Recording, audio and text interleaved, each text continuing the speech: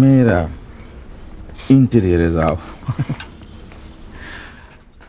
আমার প্রাণপ্রিয় গ্রামবাসী ভাইরা, একটা বছর পর আমি আবার ছুটে এসেছি তোমাদের মাঝে 2টা দিন কাটাবো।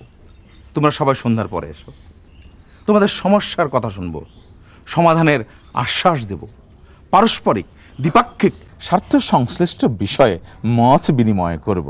স্যার, আগে থেকে সব আয়োজন করা, রিহার্সাল করা স্যার। স্যার দেখবেন।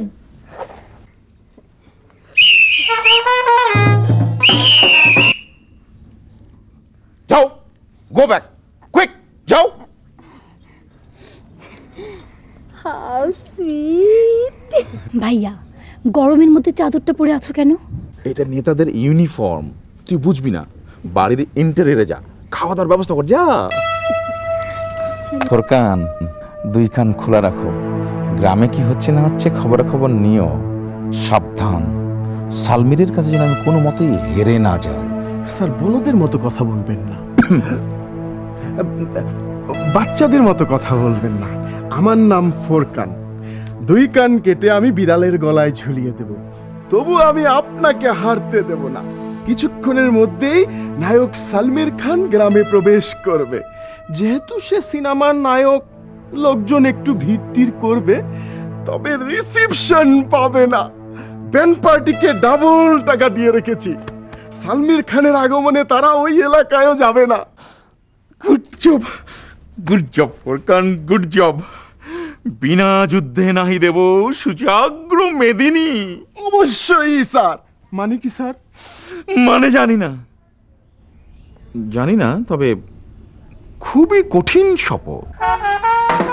শুরু হইল চাকলাদার আর মজুমদার খানদানের যুদ্ধ। প্রতি ঈদের আগে এই 2 পরিবার আসে আর নানান ধরনের পাগলামি করে। ভালোই তো, এই সুযোগে আমরা কিছু ভালা খাবার দাবার পাই। ঠিক কথা কইছো। চলেন চেয়ারম্যানকে সব জানায় আসি। 1, 2, 3, 4। বাদ্যদল থামবে, থামো।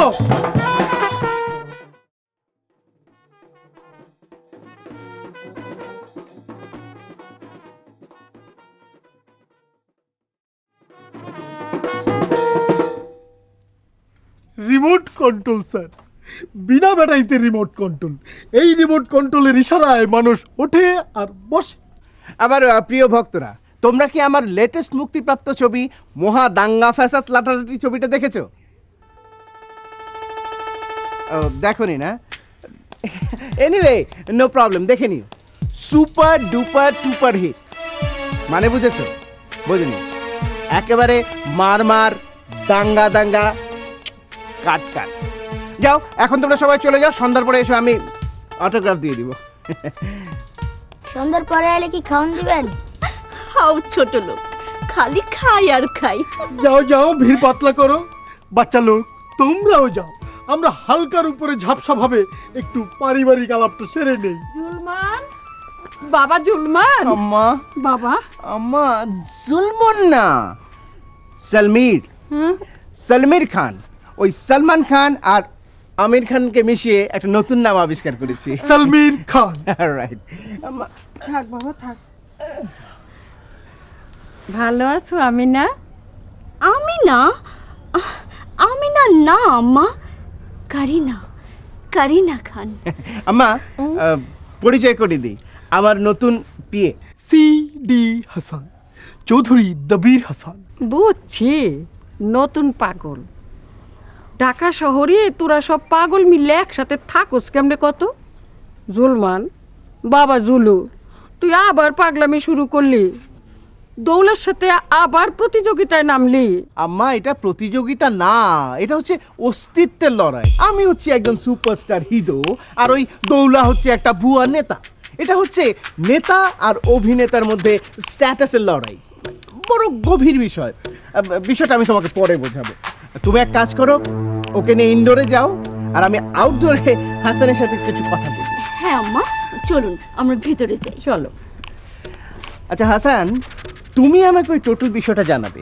যেমন ধরো যে দৌলা কত টাকা খরচ করবে, তারপর কত লোক খাওয়াবে, ওর বাসায় কিরকম ডেকোরেশন হবে, সব একদম ডিটেইল সব। আপনি শুধু স্যার ধানের মতো টাকা বিলাতে থাকেন, আর দেখবেন কবুতরের মতো সব খবর উড়ে উড়ে এসে পড়েছে। গুড। এনিওয়ে, আমার ছোট ভাইকে দেখছি না কেন? আমার আদরের ছোট ভাই চমক, চমক চাকলাদার, চমক। তুমি না মিয়া বললে এই ব্যান্ড পার্টি সালমিরের রিসেপশনে বাজাবে না? আমি খবর পেয়েছি এই একই ব্যান্ড পার্টি সালমিরের রিসেপশনে বাজিয়েছে। কি করব স্যার, কথা ছিল ওরা ওখানে বাজাবে না, ওদেরকে আমি ডাবল পেমেন্ট দিয়েছি। শিল্পী মানেই স্বার্থপর, কথা দিয়ে কথা রাখেন। মানুষের অতিরিক্ত টাকা হলে কুকুর কেনে, এই কথাটা এখন আর সত্যি না। এখন অতিরিক্ত টাকা হলে মানুষ মানুষকে কেনে, মানুষ মানুষের বিশ্বাসকে কেনে, দাবেদারি, চামচামি, তোষামদি কেনে। দলা আর সালমির খানের অনেক টাকা, তাই এদের চারপাশে জমে বসেছে অনেক দাবেদার। এরা নানাভাবে এদের মধ্যে একটা রেষারেষি, একটা প্রতিযোগিতা লাগিয়ে রেখে দেয়। আমি দলা আর সালমিরের পরিবারকে অনেক দিন থেকে জানি। আমার বিশ্বাস তাদের ঘুম একদিন ভাঙবে এবং তারা তাদের ভুল বুঝতে পারবে।